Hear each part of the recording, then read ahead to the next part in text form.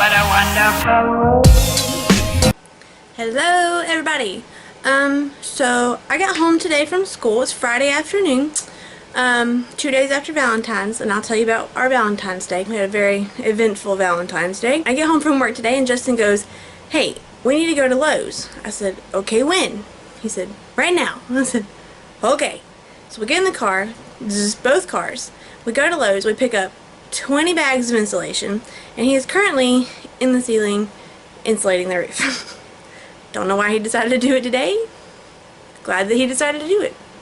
So he's in the roof, and the bathroom is overflowing with bags of insulation because our scuttle, we have a little scuttle hole, and it's in the bathroom. It's actually right above my head right now. I can hear the roof creaking rather.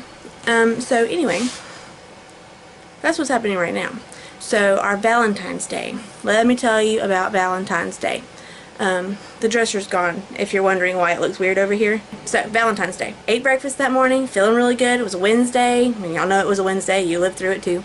Got to school, finished my breakfast right as I was pulling in the parking lot, like I do every morning. Usually stop around McDonald's and get, sorry, I'm a little sweaty. Stop and get McDonald's for breakfast. Finished eating right about the time that I got in there. Got to school and started feeling nauseous almost immediately afterwards. Just didn't really feel good. Just, you know, just not like you could pinpoint what was not feeling good. It just really just blah feeling. And it kept getting worse and worse and worse, and about 8 o'clock or so I started having really bad cramps, which I've been having cramps like 8 of the last 10 days. Like, that's not a new thing for me recently. So, started having cramps. They kept getting worse. About 10 o'clock or so, I actually called my mom because, like, no matter what I did, I tried eating, you know, just a little snack. I tried drinking some water. I would sit up, you know, stand up and walk around a minute. I'd sit down for a little bit, trying to change what I was doing because I figured they were just Braxton Hicks, just same thing I'd have been having all week, not a problem. But nothing that I did stopped them. They wouldn't change. They weren't changing. They were getting more intense, closer together. It got to where I was having them almost constantly feeling like my stomach was in a constant knot, except for like a couple of seconds of release, and then it would cramp right back up. So I called my mom about 10 o'clock and told her what was going on, and she said, "You probably just need to call the doctor and tell them what's happening. That way, at the very minimum, it's... Hold on, he needs something. Trap your husband in the ceiling, he can't get to you." Ha ha ha. Yes? Yes? Hey, where you at?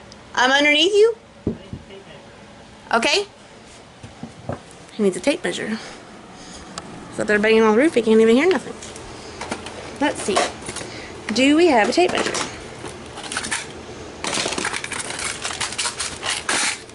Yes, I do. It's a little one, but it counts. Sorry, this camera's probably horrible. Open up, please.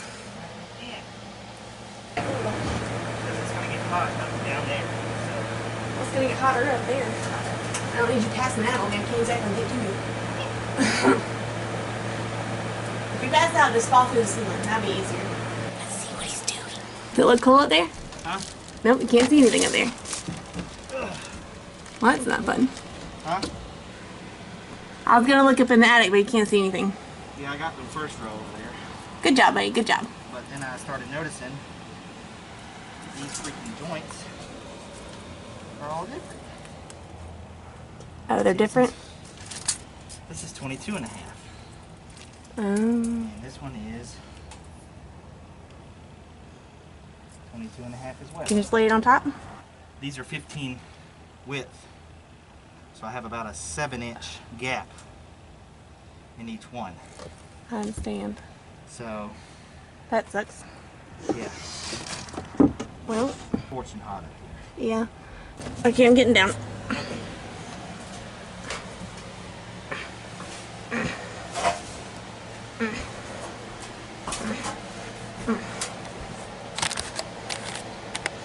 Now I have to go put you guys on charge because the camera's dying. Then we'll talk some more. Good morning, friends. It is Saturday. I never did pick up the camera again yesterday for a few reasons. One, it was dead and needed to charge. And then we ended up, Justin came down out of the attic and we went to go get some dinner. Then we had to go to Walmart and get some knives and some things that he needed to finish doing what he did. I haven't been up very long. Because my hair's a little, trust me. We did some petting before it looked this good. So, anyway, did all that, and then just by the time we got home last night, I was just tired, so I just went to bed. But his brother came over this morning. They started at 6 a.m. putting the insulation in the attic, so, which I don't blame him because it's cooler in the mornings, not as hot up in the attic. Yesterday they were in this, he was in this room, you know, right over here in the other clip, but now they're all the way, they got about the last quarter left to do.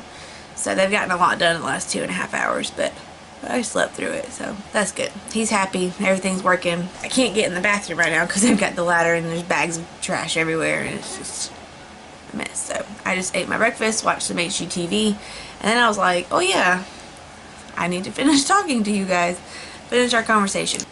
Valentine's, 10 o'clock, called Mom. She said call, just at least let them know what's going on so they can put it in your file that you're having these pains. So I did. I called after about an hour later because I had 2 classes right back to back at that point, and for some reason, like, my OB's office is just really hard to get on the phone. Like, it's a minimum of like 5 to 7 minutes you're on hold waiting during their normal business hours, which I've never called after hours, so I don't know if it's any different then, but anyway. So I decided to just go ahead and wait because by the time I got off with her, I had about 5 minutes before my next class was going to come. So I called them about 11:45 after my next 2 classes were over because they're right back to back, and they answered them like, you know, immediately, almost within the first 2 minutes, which for them is pretty immediate. And I told the nurse what was going on, and you know, I don't know what to do, it just won't stop. And at that point I was really out of breath, I was really dizzy, like just lightheaded. My legs were tingling, like that, just that deep, like, menstrual cramp tingle where your legs just kind of go a little bit numb and they're kind of tingling and you're just aching all over from like deep inside your body. And I told her that I was also starting to have lower back pain along with it. It was starting to hurt in my back, which is one of the clear-cut signs between Braxton Hicks and actual labor contractions. They tell you that Braxton Hicks is only in your stomach and it will stop if you change what you're doing. Like if you eat or drink something, or like I said earlier, you know, get up and walk around. If you were sitting down, lay down. If you were standing up, you know, change what you're doing, they'll usually stop, or at least, you know, start to dissipate. And these were not. They were getting more intense, and then I was starting to have pains around in my back, and they said that's one of the biggest labor contraction things, is the pain around in your back. It's not just in your stomach, you feel it in other places, and I was feeling it in my back, my hips, my thighs, my legs, my pelvis, like all of that was just like burning pain. So I told her all of that, and she said, hold on, let me talk to the doctor. And I said, okay. So my doctor wasn't at work, she was off yesterday, but we talked to one of the other doctors, which at my OB you see all the doctors, so you're familiar with everybody there. So she went and asked, and he said, he asked if I could be there in 30 minutes. I said, do I need to be? And he said, yes, you need to be. So I said, okay, then I will be. I mean, because I didn't know what was going on. The doctor says, get your butt up here, so I got my butt up there. So I hung up with the doctor's office, and I walked out of my classroom, and my classroom's an outdoor classroom at this school that I was at. And I was going up to the office to tell them to tell my principal that, you know, what was going on, that I needed to leave. Because it was right at noon. It was like 11:55, I think, when I actually pulled out, so it was probably a few minutes before that. Got in there, and well, sorry, I got out of my classroom, down my little ramp right there, and it hit me that he was in a, you know, doctors don't get in a panic about things. Like, they don't usually look at you and go, no, now, right now, now. They're, you know, usually a little more laid back, a little more, okay, well, we'll just get to that. My principal was not in her office, though, at the time, but the bookkeeper and the secretary were sitting in there in their office, which is all connected there. And so I walked in, and I told Miss Brenda, I said, because like she could see the panic on my face, because like I barely made it out of my room and just doubled over in panic, because I was like, we could be having babies today. Like, we could legitimately have babies today. Like, full-blown panic attack. I learned a whole lot about myself Wednesday. I am not mentally prepared for these girls to come. Get in there, she's, you know, I'm like panicking, and she's like, what's going on? And I told her, I said, I'm having contractions. I called the doctor, and they said, get here now. I don't know what to do, and I'm freaking out. And she was like, okay. And at that point, I just started just bawling, just crying my eyes out. And she was like, it's okay. You're going to be fine. I'll take care of everything. I'll tell Michelle, you just go, just go, just go. And I was like, okay. So I just was like holding my stomach because it hurt so bad, and the only time I could get any kind of relief from the pain is if I kind of picked up the weight of my stomach and just like was holding them up. Then it would hurt so bad. It was, I mean, it's still very uncomfortable, but it wasn't like a pain at that point. So I was holding my stomach up and running. I ran back to my car, you know, as fast as I could waddle out there. And I had already put my stuff in the car, so I just got in and I left. I called Justin and told him, this is what's happening. We've got to get to the hospital immediately. Thank God he was home this week. He was supposed to be in California for work, but that job got pushed off. Thank you God for that one. So I get home. He's standing in the yard waiting on me. We get out of my car, get into his car, and he drives us over to the hospital. And we got there. We got checked into the emergency room, and I'm like, you know, just trying to catch my breath and just calm myself down, because I knew that if I was getting worked up, it could make it worse. So I was trying to stay calm, but I was freaking out on the inside. I was like, I'm not ready for these girls to come. We hadn't packed any hospital bags. I had one car seat that was not even installed. It was in our kitchen. I was like, but you know, we decided that, you know what, don't pack anything, because we don't know if we're going to be there a long time or not. And we live 15 minutes from our hospital, so Justin could always, you know, come back and grab our stuff. They told us if we have a regular birth, then 3 days in the hospital, and if we have a C-section, 4 days in the hospital. And Amazon Prime will get that car seat here in 2. So either way, we were good on that. But it was mad panic, and I was in a mad panic, and of course Justin being calm, it's okay, we're gonna be fine. It's going to be fine. And just, I don't know if he was trying mostly to reassure me or himself, but he's always really strong when I need him to be, so that's nice. So we got there, got checked into the hospital, and they set us up in labor and delivery on the stomach monitor things, and I had one heart monitor for each baby, and then the contractions monitor, which is, it had the word taco, T-O-C-O on it, and we had to look up what that was, but apparently it just means, it's a prefix in medical language for childbirth, and it monitors your contractions. Well, it really monitors, what I found was that it monitors any of the movements of your abdomen. So like, if I sat up and moved around, because I was uncomfortable at one point, so I would have to get up, or if I got up to go to the bathroom, because those stayed on me all the time. We just unplugged them from the actual machine, and I just took the cords with me to the bathroom. So, but anytime I was moving around like that, it would spike, and when I was just laying there, though, you could see the contractions were just up and down pretty consistently. It looked like a little kid had drawn a wave across the screen. So and the nurses came in a couple times because the girls' heartbeats started tracking together, so they went from being different to exactly the same. And they were like, okay, we're tracking the same baby, we've got to rearrange, somebody's moved. Or the girls would kick the monitor, scooting them, because, you know, they're on all that goopy stuff, so they just slide around. So they came in 6 or 8 times to readjust all of that, and by the end of it, the doctor came in. We got there and got settled in about 12:30. The doctor finally came and saw us about 5 o'clock, which they said that he was on his way, but then they had another girl had come in that was, you know, actually having problems, and they ended up having to take her off in the ambulance. And so that, you know, we were not in actual labor, we were just being monitored, so we were kind of low on the totem pole when it came to all that. So and he was on call that day for birth too, so I don't know if he ended up having to deliver babies or what. I don't know. So we just kind of laid around for about 6 hours, and which was incredibly boring. And Justin was pacing the floors, and I was like, I need you to stop pacing. You're stressing me out. So he finally came in and he checked everything and said that everything's still sealed and closed, and this is, you know, this is just a really good practice labor. Everything ended up being fine. The girls' heart rates were right where they wanted them to be. They were spiking when I would have a contraction. They would go from about 135, 140 up into the 170s, 180s. So they were, I guess, was normal.